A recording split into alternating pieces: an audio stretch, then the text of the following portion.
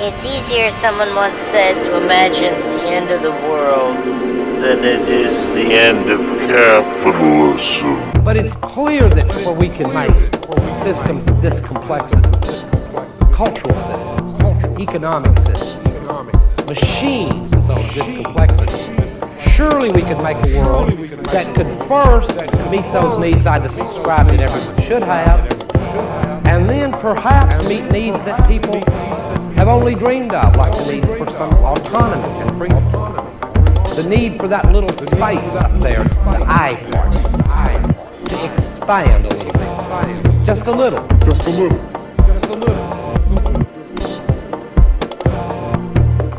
The socialism that could engage with the yearnings and dreamings in Miles Davis music. An aesthetic dimension.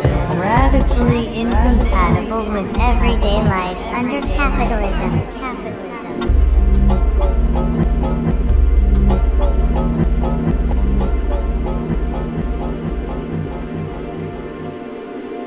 Hey, hi, welcome to the As the Left podcast. We have with us today Matt McManus, who joins us for the second time, and Tuomas Kuusniemi.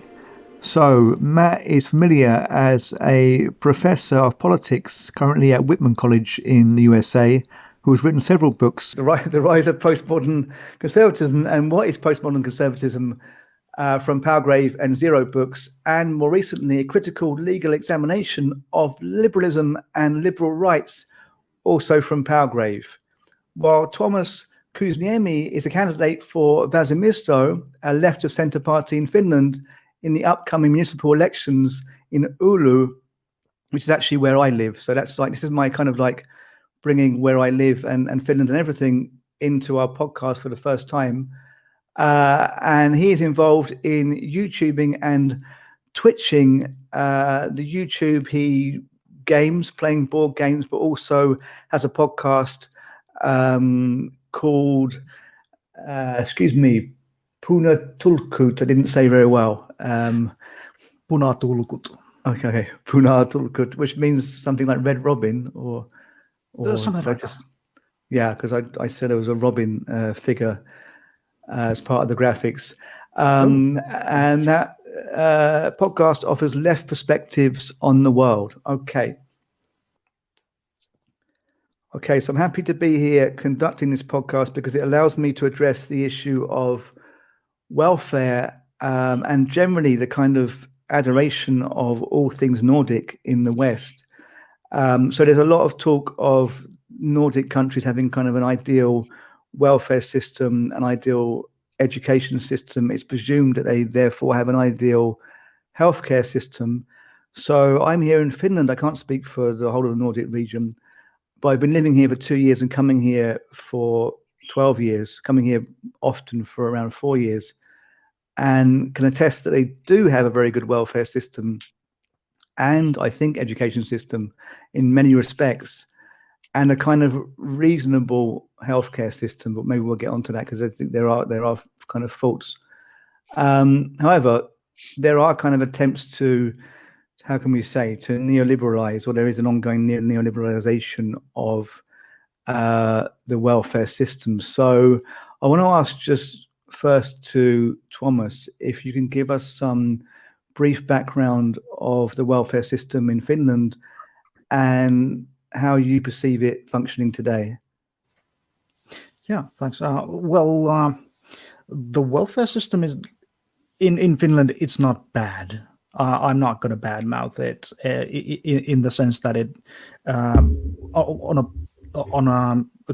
compared internationally, it's not bad, but there's it doesn't dump that many people off of it, but there's a lot of means testing. There's the expectation that you're cheating. There's the expectation that if you need welfare, then you're doing something wrong, or even that you are sort of morally inferior, which it does take a toll on one if you're constantly being sort of seen as a burden on society. And it's also really complex. It's not at all transparent. It's something of a Byzantine bureaucracy that most of the time works, but there are some very serious faults in, let's just say, in delivery, and also in the way it's been undermined these past 3 decades. It used to be really good in the 70s, I'm told, but in my experience, my memory, practically speaking, runs back to around 1990, the Depression, and it's been going downhill. The neoliberal ideology has sunk its claws very deep into the system, and well, there have been way too many governments that have been running the country like a business. And now we see the results. There is actually efforts being made now to renew the welfare system, but that's going to take years, and this government is not going to do it. They've set up a committee, a parliamentary committee, to figure things out. So this is basically a centre-left government who you think would reform it in some kind of left way, to make it kind of better for people who need it, and they're not doing it now. They don't want to put themselves in a position of doing this stuff right now. They say that it is a matter of doing it right, and I do agree there is precedent. The previous government, the Sipilä government, they tried to rush a lot of things through, and they kept falling over and over again, like in the constitution. They tripped over the constitution several times, and that's not something that you want to happen with the welfare system. So I sort of understand it. Now, as a leftist, I'm very concerned about what's going to happen with the next government. If the next government isn't like the one we elect in 2 years' time, is not going to be a leftist, even centre-left government, then things could go badly, because the right tends to have a lot more ambition. Adam, yeah. Tuomas, I wanted to ask, now when we're speaking of welfare here, are we speaking strictly of like direct payment or handouts, or are you also speaking of like broader social systems? Like, is this attack as well with education and healthcare, or is it targeted? All this is targeted at everything, really. There were measures put in place once upon a time. I think that's the one saving grace, that once upon a time there were people who were very clever with systems, and they put in place rules that make changing things difficult. For instance, private schools are basically like legal here, but you cannot profit from it. You cannot profit from anyone's basic education. Effectively, that means that we don't have private schools because it's not good business. But then we have the healthcare industry now, which the previous government tried to privatize the whole bloody thing, and it was terrible. The process itself was terrible. Just them trying to get it run through the government was painful, but it would have been even more painful if it had actually come into effect. And now the current government, the centre-left government, is trying to put it on a public sector basis, that you can arrange things however you want, but it has to be on the public sector ultimately. that you can subcontract and so on, but ultimately the government has to do it. So there have been these constant attacks on all fronts, and of course the welfare system is the most complex. So it's outdated. It's been it's been violated in many ways, and now everyone agrees that there has to be a fix, because currently you have many layers. You have your unemployment benefits, you have your very basic welfare systems, and you have your disability stuff and all that. Well, it's complex everywhere, but it's also unjust, and it's very cumbersome, and no one likes it. We're sort of satisfied with it. Don't get me wrong. That overall, we don't think that it's terrible, but everyone agrees that it is cumbersome and it doesn't function properly. We have a situation where you have this party called what we call the True Finns, a translation in English, but what actually translates better is the Basic Finns, which I prefer. Very much better. So they are the right wing, they're the kind of populist right party. And then actually me and Tuomas are in the Vasemmisto party, which I think are kind of losing some kind of traditional leftist voters. So you have all this kind of confusion going on. But above all, I would say there's nothing about being here that feels like, you would envisage a leftist country with a welfare state, kind of a Bernie Sanders offering, or what Corbyn was offering, literally, which seem to be modelled on places like Finland. There's nothing here that feels like you're in a place like that. Maybe because it's very culturally conservative, might be one reason. But another thing is just that it's super capitalist.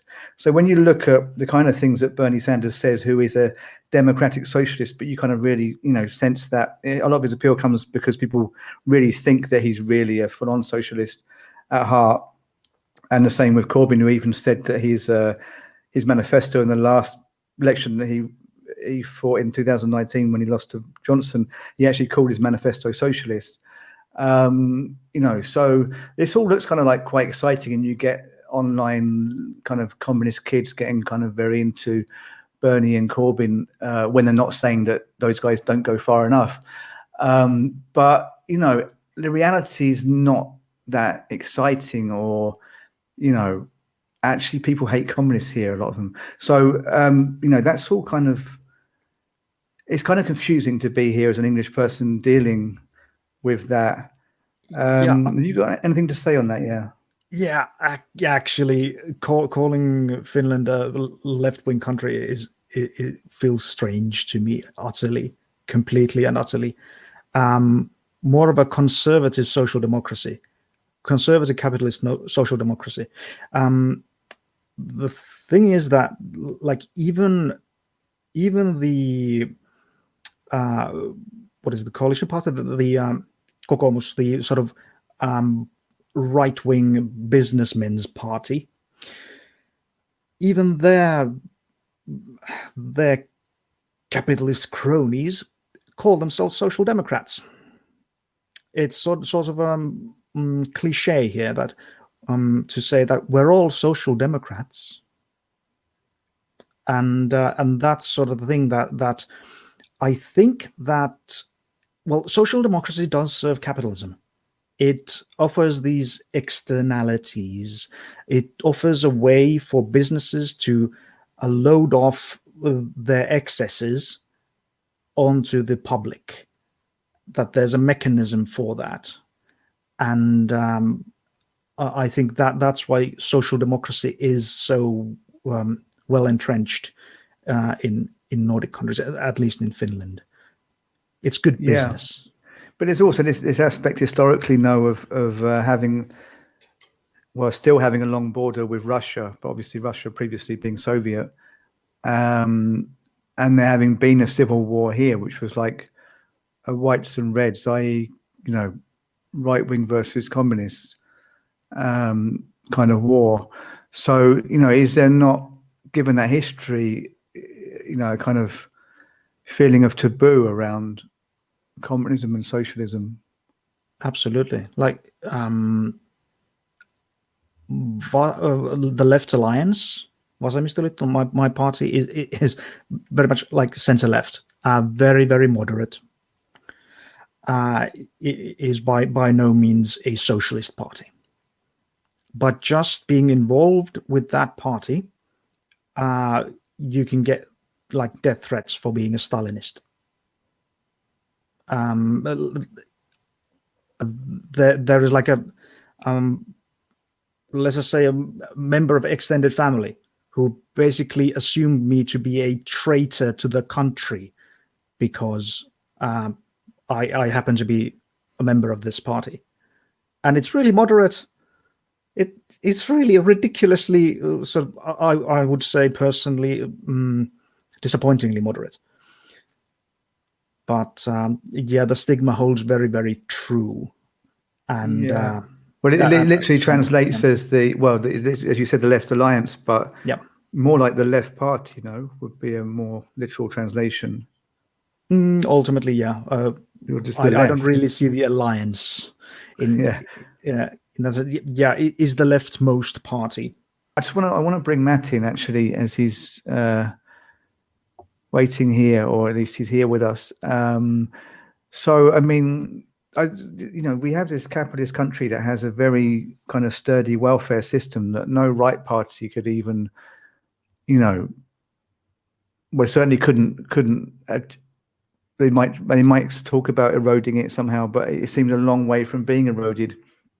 And in fact, it actually seems almost like the welfare system here props up capitalism, because people don't get that radical because they have that kind of fallback, and I think that may have been a kind of ruse, a bit like in the UK after World War II when they brought in the welfare system to placate the working class. This is kind of happening here, that you're not going to get a radical left-wing faction a strong left-wing kind of mass that may be able to kind of rise up or influence even the mainstream left here, because people kind of like, they get by, they get their reasonable welfare allowance, and they can eat and just about drink on that as well. Or if they want to drink, they can just about eat, because the prices of beer here are crazy.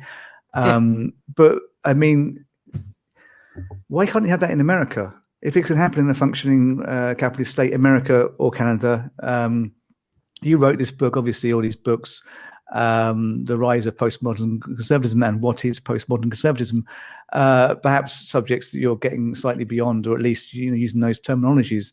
But in writing those and in your recent research into liberalism and liberal rights, what is the thing stopping functioning welfare systems in kind of Anglo-American and Canada, Anglo-American countries in Canada? Okay. Well, I think the answer to that question is very complicated, and I'm not going to be able to get into all of it here because we'd be around for 6-7 hours, and everybody would fall asleep at the end of it. But just very briefly, I think that there are two dangers the left needs to avoid. Right.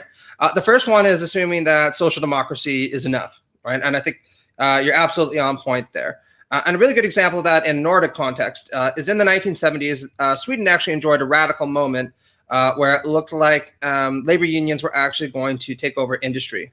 There was this plan put forward in 1975 where essentially union workers were going to be given major shares in the industries that they worked for. And gradually the idea was they were going to diminish the power of capital and capital ownership, and eventually these were going to be worker-run industries. That didn't end up happening for a lot of complicated reasons. But as a consequence of that, what you saw was the capitalist class essentially react and start to re-entrench their power through neoliberal reforms in Sweden. And you can see parallel stories occurring across Europe in the 1970s, although not usually as dramatic as in the Swedish case, where there was really this opportunity to move towards something like democratic socialism in an authentic way, right? And when you talked about Mark Fisher earlier, I think the consequence of this neoliberalization was precisely this growing sense that there was really no alternative to the capitalist order. And the reason for that is that when you just have a social democratic state, there's not enough democratic avenues available for worker control of industries to prevent the kind of backlash that we saw, or reactionary backlash that we saw occur starting in the 1970s and the 1980s, right? So that's a temptation we have to avoid, right? Assuming that social democracy is enough. The other temptation that I think we have to avoid, and this is sometimes what you see on the academic left in particular, so guilty as charged, which is this propensity to fetishize revolutionary activity for its own sake, right? And this is something that I see particularly on various forms in various kinds of neo-Leninist activities. And the problem with fetishizing revolutionary activity for its own sake is the rhetoric of these movements becomes very abstracted from people's actual concerns. And you can see this in a lot of left-wing theory, right? Where I make jokes about that with my friend Victor Brizzoni, right? The kind of catch-all phrases, we don't know what the post-capitalist future is going to look like, but we all know that it's going to be an ever more radical kind of change from the status quo. And ever more radical is a substitute for any kind of specifics, right? And the problem with this, of course, is when you try to convince people to buy into a program like that, they tend to be thinking, well, how am I going to feed my kids? How am I going to send them to school? Am I going to be able to get my oldest son into university? Where's my healthcare going to come from? And all this kind of practical stuff that makes up a lot of the day-to-day minutia of people's lives, right? And the reason why I think we should avoid that temptation is if you're going to be trying to talk about how to go beyond capitalism, you need to spell it out in much more concrete terms, right? Than what you usually see in left-wing academic theory.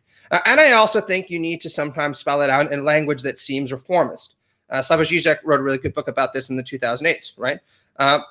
By saying things like, look, we all appreciate that instituting a universal healthcare system, for instance, in the United States, isn't going to upend the capitalist order. But it is moving the conversation forward because once you entrench something like a universal healthcare system in the United States, and that becomes the expectation, it's very unlikely that they're going to be able to take that back, right? If it becomes sufficiently popular like it is in many other countries. And then from there, you move the conversation forward and you try to get more demands, right? And this is one of the problems, I think, also with the kind of fetishism of revolutionary or radical activity that you see in various forms of neo-Leninism. And it's the presumption that only a total break from the status quo and a return to something like year zero is acceptable. I think this is a very undialectical approach to things that's actually contrary to the spirit of genuine Marxism, which always held that you have to work in the historical conditions that you find yourself in right now. And I also just don't think it's very appealing to anyone outside a very over-theorizing crowd. But you do there contradict like a lot of people we mutually know by saying that, because we often get this in various forums on Facebook and Twitter and wherever. I mean, there's no point in naming names, and I respect these people anyway, but you really get this kind of like it's got to be a revolution or nothing. I mean, and that by that revolution that achieves its aims pretty much immediately. So yeah, I mean, it's interesting you say that, because I mean, I think it goes without saying that one has to kind of progress through these things in terms of what's happening now, such that you get like the choice between Trump and Biden, which we always come back to, but this is one that I have trouble letting go of. And people say, never Biden, because he'll be just as bad. And there was that whole debate where a number of our friends, were never Biden people. And it was very hard to convince them that, look, we really don't like Biden either. And of course, I don't vote in the US, and I guess you don't, Matt, but, we got involved in the debates. But, you get Biden in because that's a little bit, tiny bit, more towards what we want, or a tiny bit less what we really don't want, I suppose, in that case. But this kind of pragmaticism really doesn't go down well. I think maybe because of the internet and just the way it works, that people want kind of big, explosive statements that can be understood quickly. It doesn't go down saying, hang on a bit, can we just play this a little bit more cool and slowly? Then we might actually get somewhere. Well, I don't think you need to frame it as we need to be cool and pragmatic. I think you need to frame it as here's what's going to be a benefit to working people on the ground if we institute these changes now, right? And one of the, to go back to my earlier point, one of the things that I consistently point out whenever I'm encountered this kind of pushback is, look, the closest we ever got to actually achieving a genuine, thriving, democratic socialist society that worked and that could have been inspiration for the world was, again, Sweden in the 1970s under Olof Palme. And I would say that what he was engaged in was a revolutionary transition, right? He was essentially going to liquidate the capitalist class by making sure that workers were the owners of their companies, right? And this was going to be achieved in a democratic way, which would have legitimated it in the eyes of the world. And very few people would have been able to compromise it in that sense, right? Now, there are a lot of complicated reasons why this failed, both tactical and theoretical.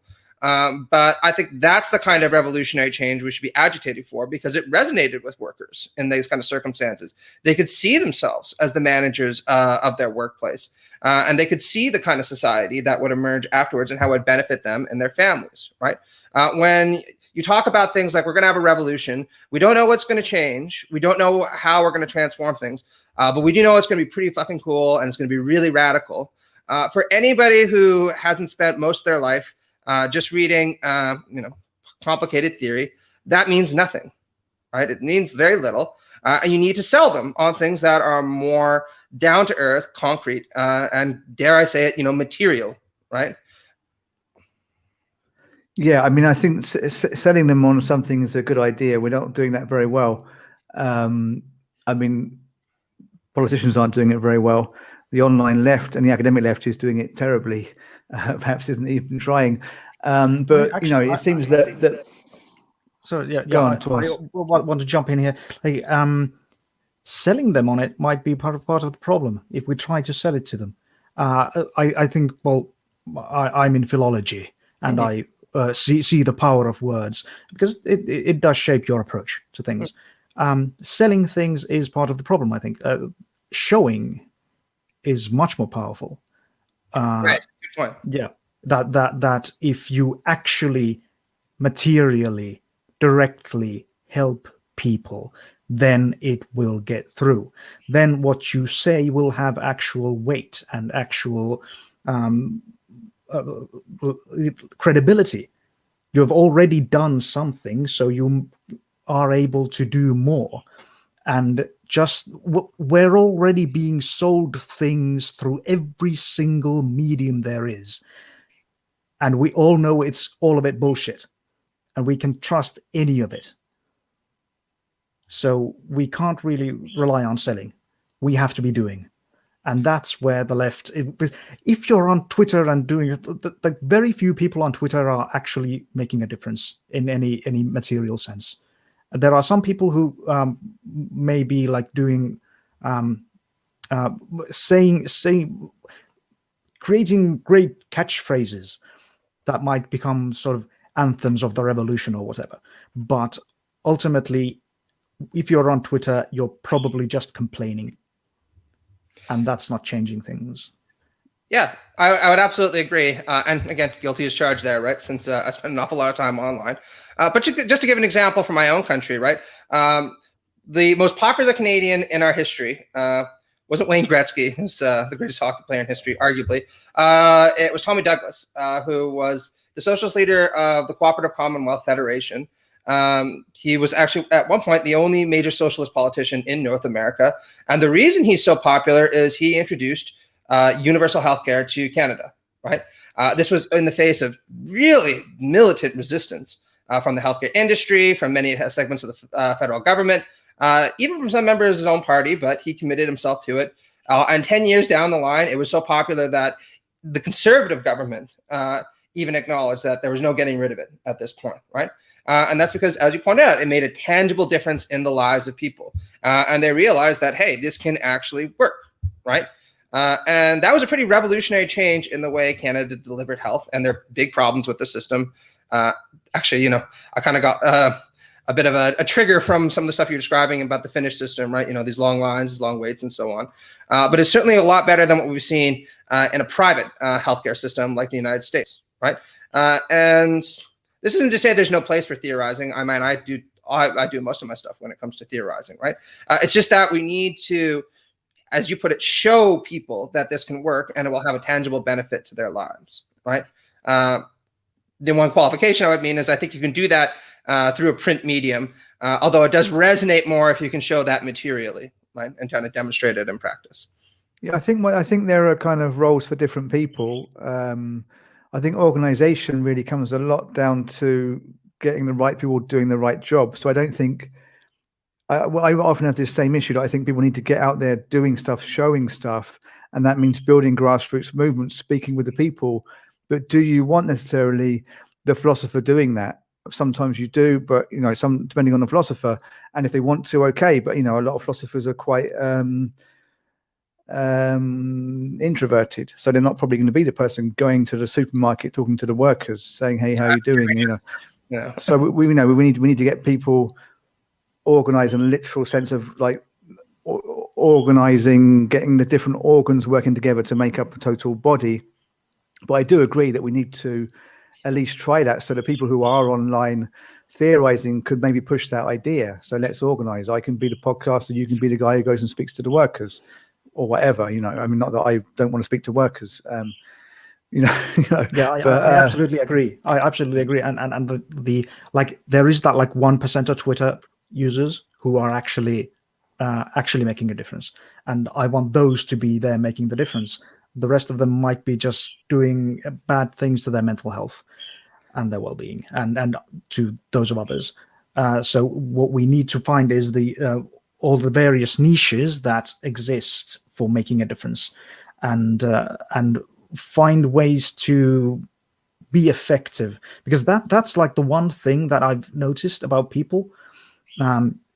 They want to make a difference. They want to make the world a better place, or at least less shitty, but don't have the means, don't know how. And that's where we really need the politically active people, the theorists, whoever, who have ideas about this, need to offer people actual opportunities to make a difference, because that creates a movement. I think we can see some of that, like in the Black Lives Matter thing, where it was like pressured onto it. You got that action at gunpoint, and I don't want to end up in a situation where the action comes to guns. Yeah, I just want to come back in, because this brings us quite handily into what I wanted to get onto. And basically, Matt has this essay he sent me from the Journal of Human Rights called "A Critical Legal Conception of Human Dignity." And what interests me is Matt is basically arguing firstly for dignity, because I mean, kind of to paraphrase him, or maybe just to kind of talk around the themes in ways that don't really mirror exactly what he said. But basically, there is this kind of feeling that things like human dignity, they're kind of silly neoliberal concepts or liberal concepts. They're not really getting at the mechanisms of capitalism. They're nice ideas, but they won't help us dismantle the capitalist system. Yeah, if you don't have dignity, if we take dignity, to mean kind of a sense of meaning, having kind of rights on an equal platform with other people. Matt would probably give a better definition, and maybe had a different one in mind. But to have a sense of to have a kind of a system that's functioning that still have no dignity has no sense. The dignity is going to have to come, and it's almost like you're putting the cart before the horse if you want to reform the system but not give people any sense of dignity. But then I get onto a question of, you're talking about COVID isolation leading to depression, perhaps anxiety, joblessness, all these kind of factors together for so many people in the world right now. How does dignity just arrive from that? Somehow the dignity has to come from somewhere. And in a system where it's kind of game over in many respects, we all pretty much tend to agree routinely that there's no alternative to capitalism. Is this dignity just going to come from on high? And Matt talks about, which really interests me here, this kind of self-authorship. And I'm just wondering how that would function, because I would see that. Well, no, I won't go into it now. But Matt, how would self-authorship of dignity function? Sure. Well, I mean, that's an academic essay, so it is pretty highfalutin, right? It kind of dialogues with the liberal tradition, says what I think is good about it, says what I think is bad with it. I'll put it in a more basic way, right? In the 19th century, Eugene Debs wrote a really good essay called "On the So-Called Dignity of Labor," right? Where he said, you look at this kind of Protestant work ethic that we have in this country. You didn't use those words, but it's the same idea. There's this sense that going to a job, earning your menial salary, and just accepting what the boss is willing to offer you, that's a dignified thing. That's what a man does, and he does it for his family. And Eugene says no, right?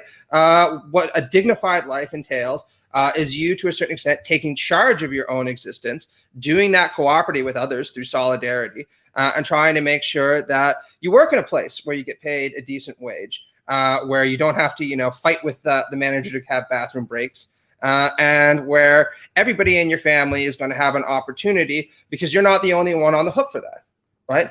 And this is what I'm getting at with this idea of self-authorship, right? That what we need to do is create a society where we are freer to take responsibility for our own destiny, but not in the liberal sense. I'm talking about in the democratic sense, right? And where we are more capable of leading a life that's consistent with our basic underpinning visions of the good life by having the resources and the means available to us to do so in all kinds of imaginative and creative ways. I'll paraphrase my friend Ben Burgess, right? The kind of society that I imagine is one where workers cooperate together, go to a job where they receive a very good wage for what they have, where they're in control of the means of production, and when they go home, they can do as they wish, as long as they don't harm anyone else, right? If that means they want to live a socially conservative life predicated on commitment to Christian principles, that's fine, as long as they don't try to enforce those on other people's. If that means, to use Ben's phrase, they want to live in a lesbian commune defined by orgies and drugs every single day, that's fine also, right? Because all of these seem like dignified lives to me, so long as they're carried in a way that's consistent with your underpinning value system, right? What's undignified about the system that we have right now is that many people are compelled to lead menial lives with very few opportunities and are told that this is the best they can have to learn to deal with it. Yeah, I mean, that sounds like a reasonable definition. I suppose it just comes down to still, with all the impediments in place, how does one just have that dignity? It's a bit like, if we use terms like freedom or agency, they're things to aspire to, but they're kind of vague. And they're things that, in many senses, one either decides they have or they don't. If you're going to go beyond what's your actual economic position, what job do you have? Because that stuff is all we all want.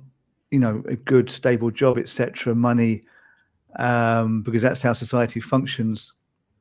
But we know it doesn't actually make happiness. And we've all probably had different moments of employment and non-employment, etc., having money and not having money, and you can have a shitty time not feeling free or not feeling dignity when you have got money as well.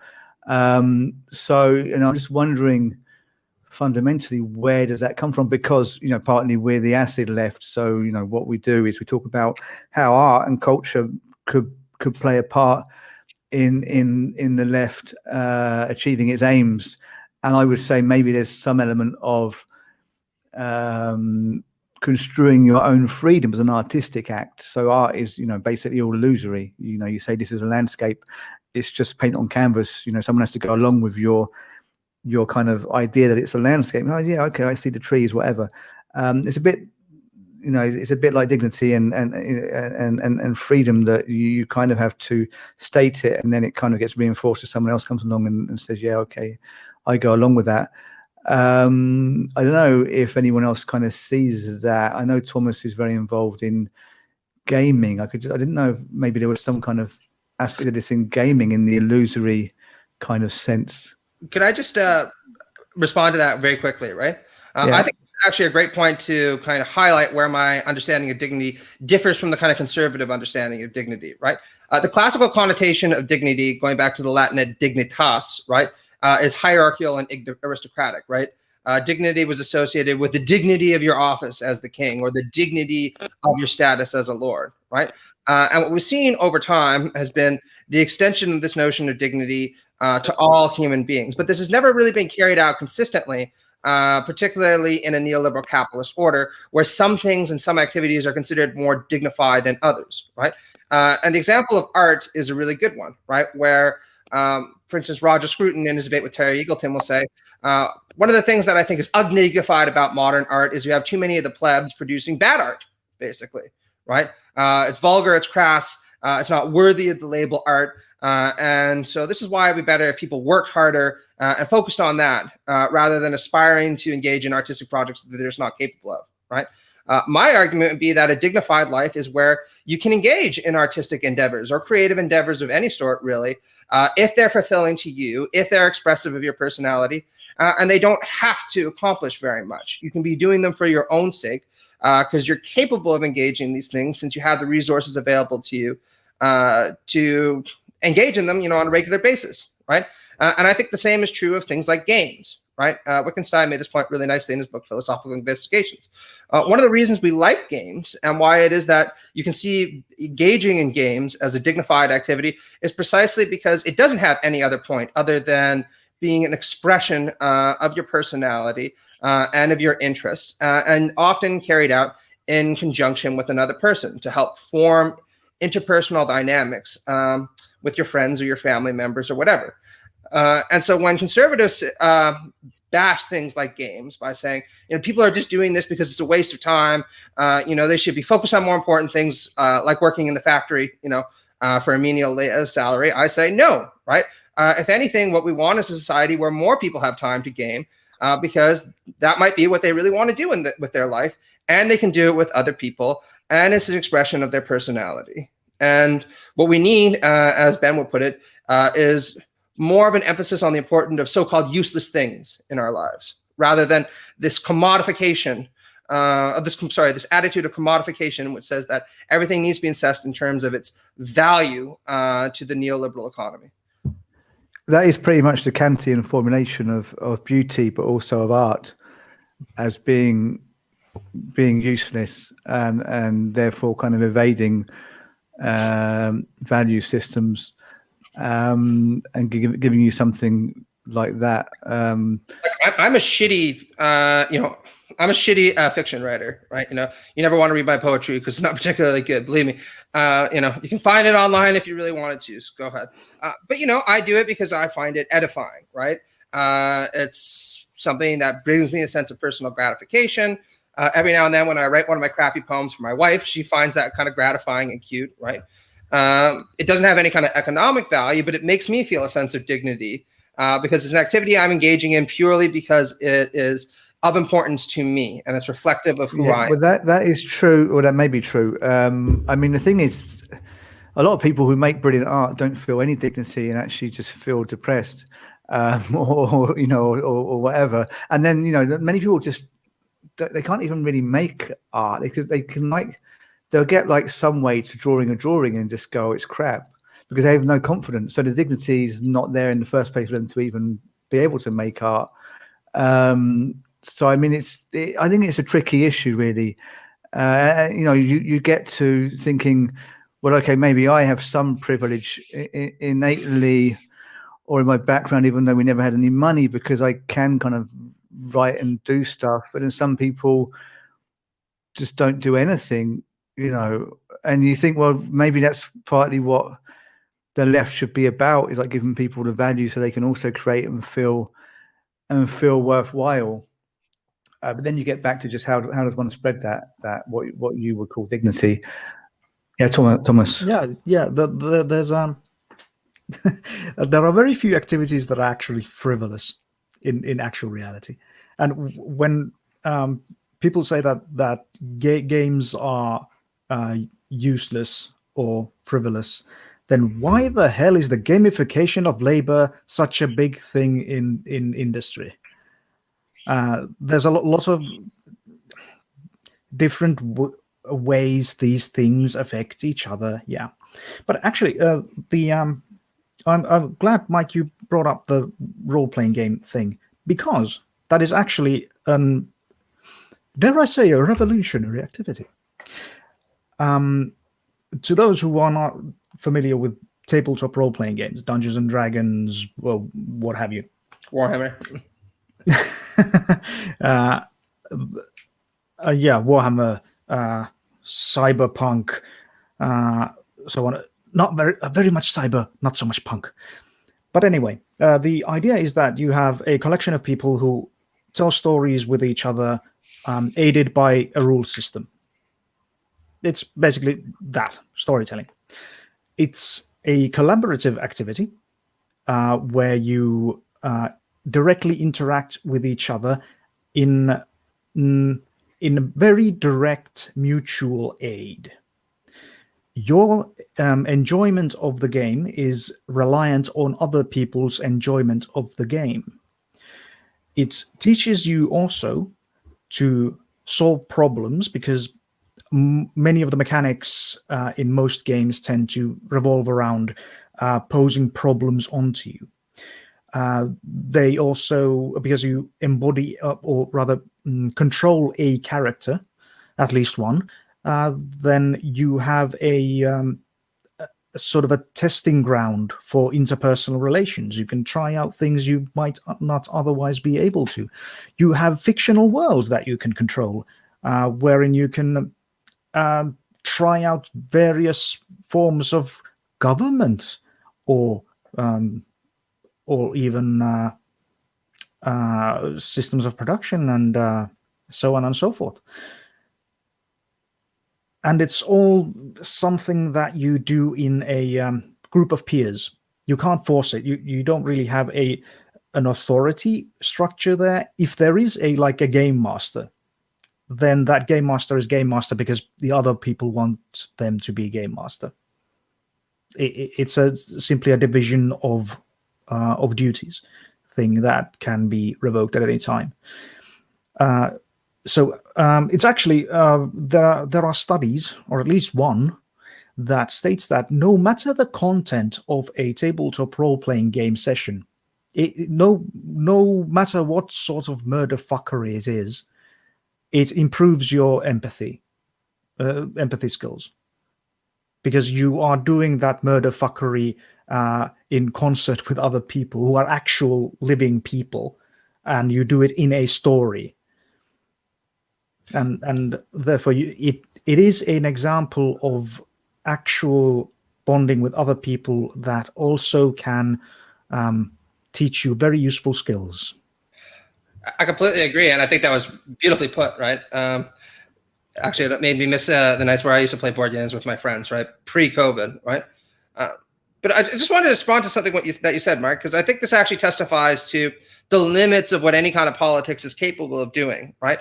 A just political system, like a liberal socialist future that I want, right, I think would be able to create the conditions for people to engage in exactly the kind of communal activities you were talking about in a much more robust manner. They would have all the opportunities to lead a life of dignity. That doesn't necessarily guarantee that everyone is going to be happy, though, right? It means that I think a lot more people will be happy, but there are some things that no political or economic reforms can fix, right? If your ambition isn't just, I want to write a novel, but I need to be able to write war and peace, right? Well, we can give you the opportunities to have a tremendous literary education. We can give you the leisure time to work on that. We can give you the time, to actually, discuss these kinds of projects. But that doesn't mean you're going to be able to write the great novel, right? Some of that's on you, your own talent, your capabilities, your aesthetic creativity. And the same is true of things like games, right? I might aspire to be a chess grandmaster, and we can give people opportunities to do that and so on. That doesn't mean you're going to be able to do it, right? I think that there's so far political and economic reform can take us. And after that, it's really up to the individual in their personal life, in conjunction with others that are close to them, to actually go the rest of the way. And I don't think that there's any kind of problem with that, right? I think that if a political and economic system could provide all the opportunities for human happiness on its own, basis, a lot of people would feel that they didn't have anything left to motivate them, right? Anything left to strive for. And I think that is important in some respects. The freedom includes the freedom to be miserable. Yeah, exactly, right? I mean, if my relationship with my partner breaks down because we can't pay rent, she can't get a job, and I'm really just messed up because the society around me seems to be crumbling.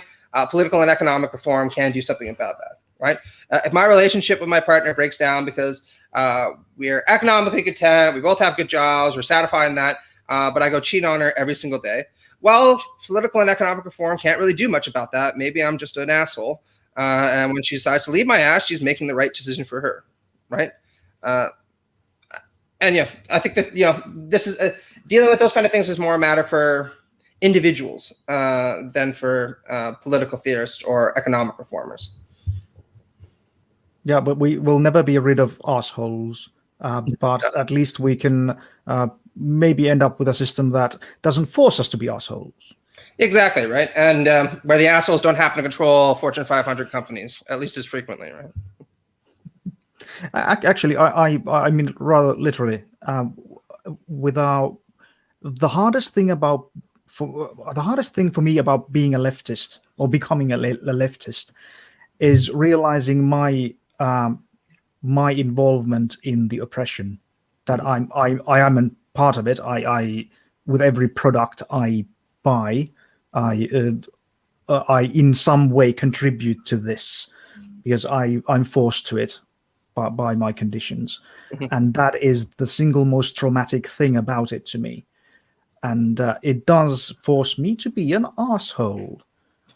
It's not a, I don't consider myself a bad person because of it, but it is frustrating. And that's also something that we need to consider, that one of the reasons that the left doesn't really have that many proponents is that it really sucks. Let's be real about it. It's shit. But do you mean that? But do you mean by that because we have to admit of our complicity in all the crap, because also with the online left are super involved in computers and mobile phones, even if everyone has one. But I mean, when we're making our left messages, we're using phones that we know full well as leftists have cobalt mineral resources in them that could be mined by African child slaves. Is it being an arsehole because you're a leftist because you're an arsehole, whereas if you weren't a leftist, you wouldn't know? I think Natalie Wynn put this really well, ContraPoints, right, in our latest video, right? The left has a big problem in this respect because on the one hand, we definitely do want to be a little bit puritanical about our personal behavior, right? We shouldn't be supporting bad companies. We shouldn't be empowering people to engage in misogynistic or racist practices. You can run through the whole list. On the other hand, leaning too heavily into that, especially when it's really personalized, makes us look like killjoys, right? I mean, I've been teaching students for a decade now. Don't date that. But, a lot of the reasons why when I talk to young people, they say they don't want to participate in the left is they're like, you guys are no fun. You're always just about, slamming me for not eating, vegan this or policing my words or whatever it happens to be. Why would I want to go do that, right? And these are people who have a lot of sympathies, I would say, that would incline them towards progressive views. It's more of a personal thing. And actually, I'd say, Mike, this is why books like yours, Can the Left Learn to Mean, are really important, because what we do need to do is find a way to kind of balance these two competing needs, right? On the one hand, to be strict and show some integrity in our personal behavior and to call out people who don't live up to our standards.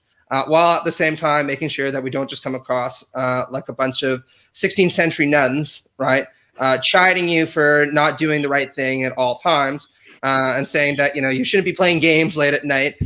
You should be fighting petitions and doing whatever it is that you can to advance the latest cause, right? Yeah, for sure. Yeah. I'm really not sure what the solution is, right? Maybe other people have ideas, but I think compassion is a big part of it. That, like, I've had to learn to forgive myself for being complicit in it, and it's not easy, of course. But maybe the hardest thing is to forgive others because you don't get the context, and there's a lot of unforgiveness and judgmentality going on, especially in a field that really does put a lot of emphasis on material conditions. We don't tend to really take into account the material conditions of others, like what sort of bind they might be in. Maybe it's just, but then again, okay, those people who are judgmental about that, I try to be compassionate about that, because I don't know their material conditions. That they probably they're frustrated. I am. They're angry. I am. Yeah, it's difficult. I've been thinking about this a lot because I've been thinking about Adorno and Benjamin and all these very wealthy German guys with the Frankfurt School, Marcuse, etc.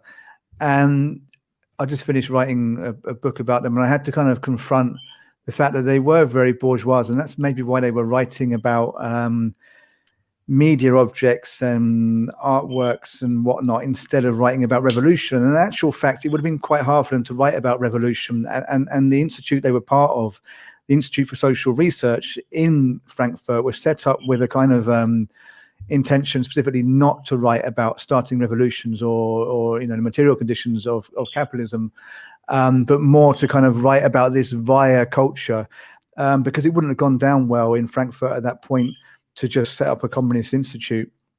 It was a private institute they were working for, a fully kind of communist revolution institute. So you kind of get the impression that these people are actually avoiding reference to the revolution to maintain their kind of stasis, as part of the middle class. Then they went through hell to some extent because they, or at least Marcuse and Adorno and Horkheimer, were exiled to America, being German Jews in the 30s. Benjamin was kind of behind them. He was not fully involved in the institute, and he ended up going to Paris, then trying to flee through Spain and getting caught through Spain and Portugal, getting caught at the French-Spanish border and committing suicide. So okay, they didn't have it easy, but the ones that got away to America, it was partly because they were privileged. They got their professorial positions, which they wouldn't have had if they didn't come from upper bourgeois positions. All their dads were business owners. Basically, and I don't mean like they ran the local laundrette. I mean they ran things like big textiles companies, and then you kind of think, well, how is this all okay?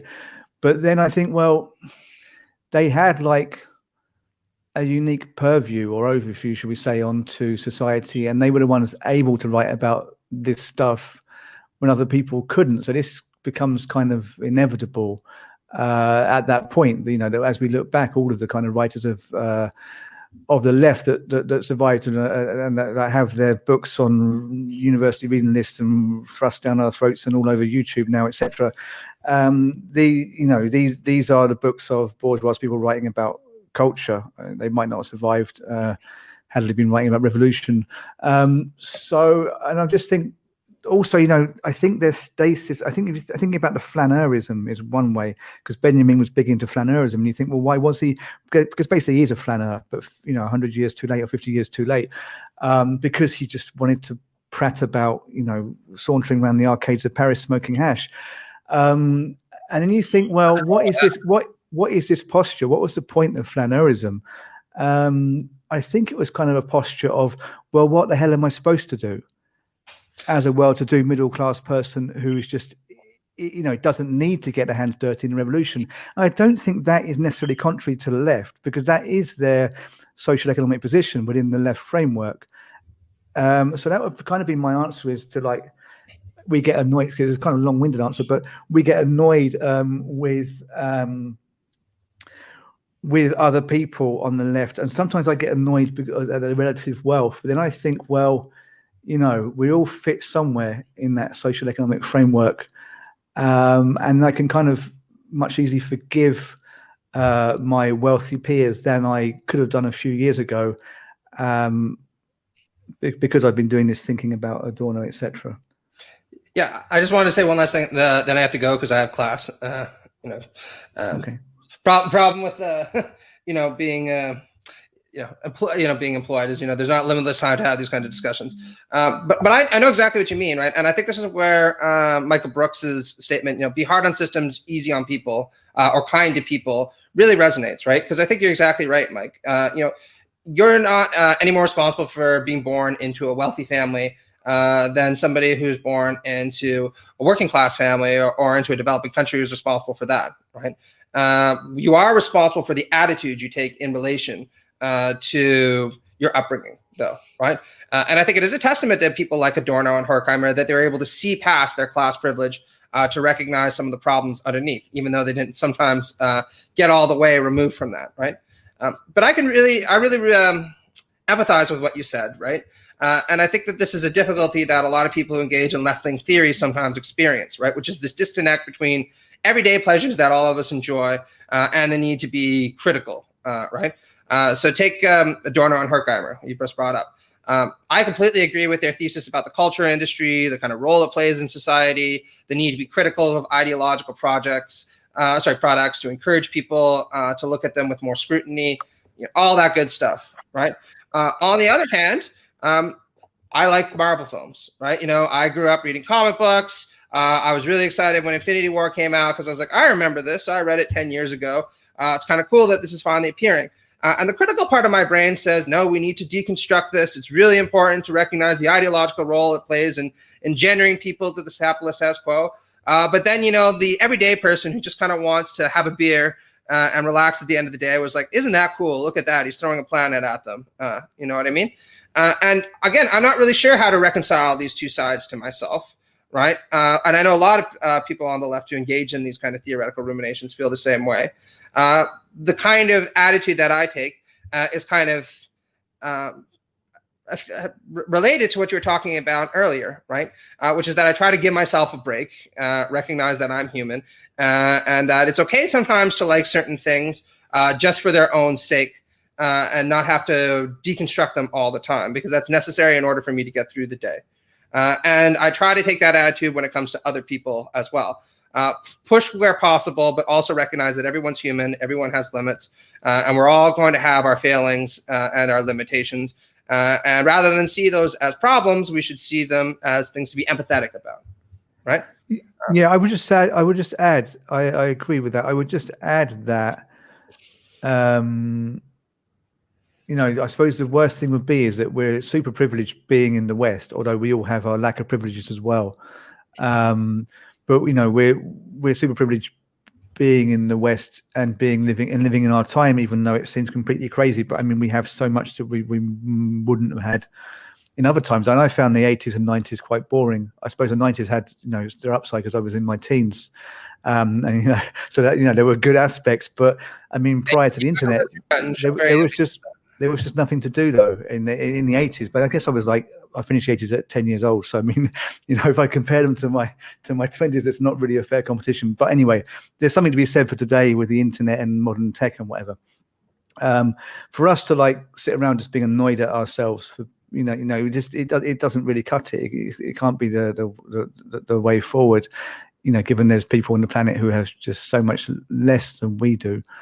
But at the same time, I do think it doesn't stop people like Adorno, Benjamin being privileged.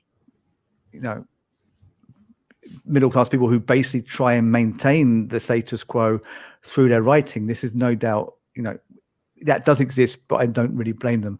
Thomas. Yeah, to bring this sort of back to the topic of the welfare state. That's sort of the point of welfare, is to afford these privileges to everyone. There's basic human needs to everyone.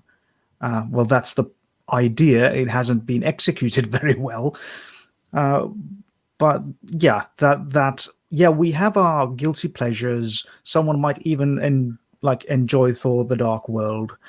But I'm no one to judge. I routinely watch 80s barbarian films, really like Barbarian Brothers sort of stuff. It's that we want to extend all this privilege to everyone else as well, so it wouldn't be considered privileged anymore. I sort of see that as the point, and the welfare states is sort of welfare systems should have the same aim. Yeah, and they seem to be just very good at keeping people ticking over. I think the amount of welfare in countries that give welfare is enough to, for some tobacco, some beers, and some bad food. Just enough so they don't eat the rich. Yeah, basically. Yeah, I completely agree with that, right? And this is kind of just to wrap it up, what we were getting at earlier, right? People should have the opportunity, if they want to be able to pursue the highest aspirations in life, if they feel that they're capable of doing so, if that's their ambition to do so, right? You should have the leisure time available to write that great European novel that 10 people will read, and those 10 people will be deconstructing it for a century afterwards, if that's what you want to do. If you want to spend your life playing Warhammer, smoking cheap cigarettes, and drinking beer, I think that you should be free to do so also. And one of the things that I would push against is the idea that the second person is somehow less worthy than the first, right? In some fundamental sense. Maybe I prefer reading the book by the person who wrote a great novel, but that doesn't mean that we should deprive the person who just wants to spend their life doing things that make them and those around them happy, right? Okay, I gotta go though because I have to take class. Sure, yeah, okay. Thanks a lot. It was really great to meet you. Thank you, Matt. Solidarity. Peace. Okay, thank you very much. Cheers, Matt. Have a good class. Bye-bye. Okay, so that was Matt gone. I think we'll wrap up here fairly soon. Do I have any other points? No, I just think that was a really interesting talk. Anyone want to conclude with anything? Yeah, I think that there was maybe something that I kept thinking as the conversation was going on was a connection between that dignity that Matt was talking about with Thomas, something you said at the beginning, this guilt that is placed upon people from the outside, but also internally that are on the welfare system, this not being good enough to succeed. And, I think a lot of this may be also connected to the bureaucracy around welfare systems and how they seem to work. I don't see how you can escape those problems that seem very linked together within a welfare system, and that maybe it has to be something different, such as establishing baselines that aren't connected to what you weren't able to achieve, but rather something that like these are societal baselines that are given, produced, and able to be taken advantage of, rather than like a supplementary to a failing. Yeah, I agree.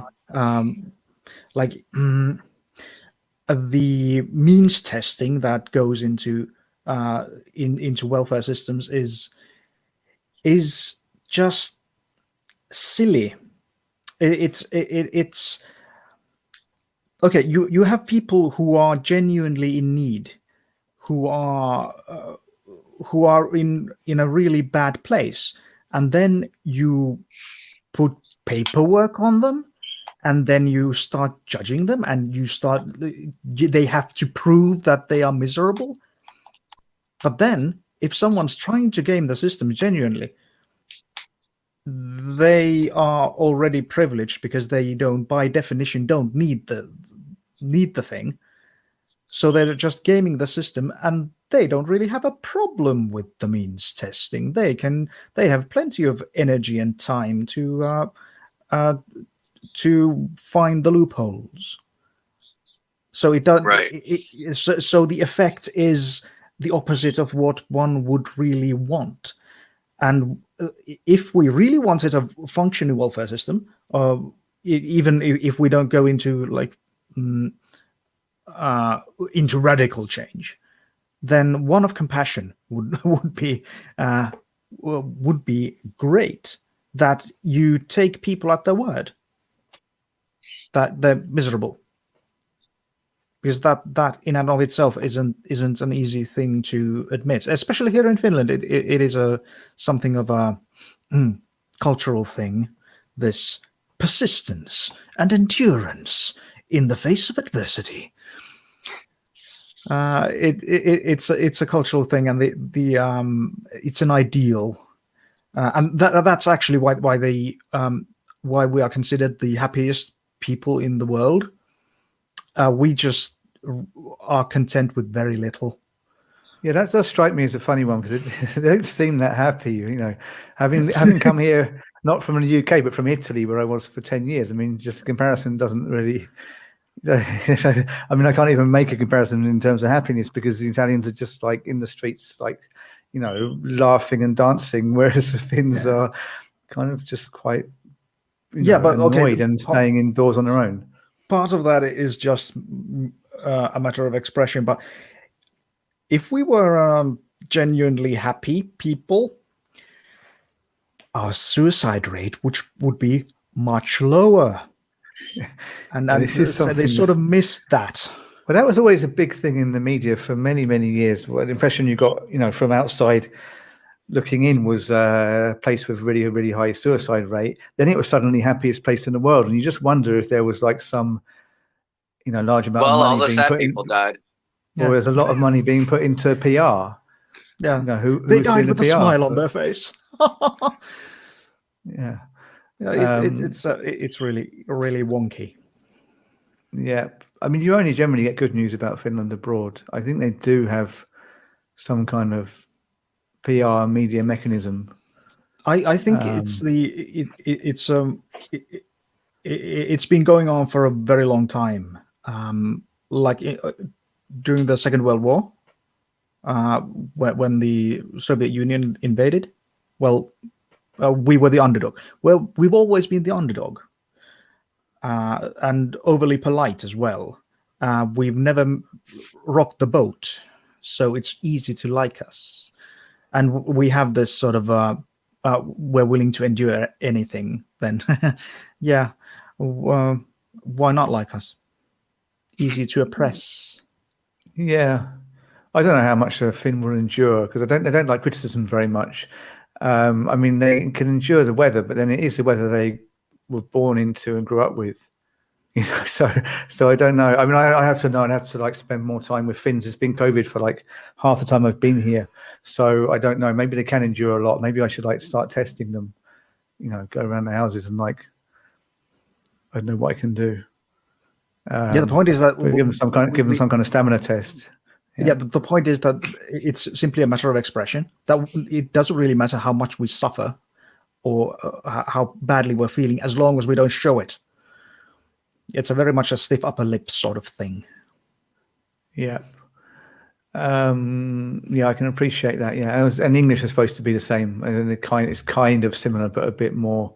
The English get to be a bit silly with it, or silly or sarcastic with it. They can get away with that in England. Doesn't probably come down so well in other countries. Also, I'd like to point out as well, because I've come across as being very negative toward Finland, and we also don't necessarily show it when we're enjoying ourselves. If a Finn is like sitting quietly in a corner, they might very well be enjoying the shit out of themselves. You'll just never know. Yeah. Well, with that, I mean, I think we were negative because everyone's so positive. So we're trying to redress a bit of balance with the great admiration for, the Finnish as a role model of the left, which is something funny if you know anything about Finland, really. Yeah. But with that, let's say thank you. So thank you, Tuomas, for joining us. It's been great. Thank you. Oh, thank you very much. I will be on your podcast later in the month, so I look forward to that. On the 24th. Yeah, that's right. Live streaming on YouTube. It's live streaming. Yeah. Yes. Okay, so I'll put that out shortly before then if you get me the info. Yeah, certainly.